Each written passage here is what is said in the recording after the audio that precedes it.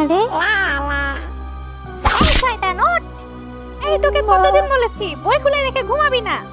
কথা কানে ঢুকে না নাকি? তোমার ডাব্বা মেরেও তো স্বাদ মেটে না, না?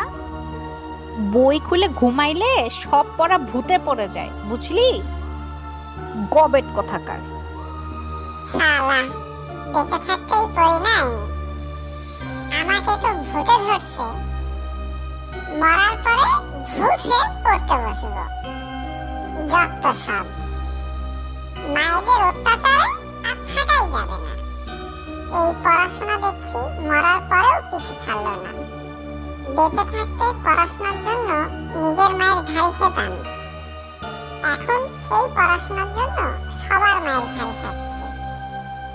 ভূত হয়েও শান্তি নাই, পড়াশোনা পিছু ছাড়লো না, থাকবোই না এই বাসাতে।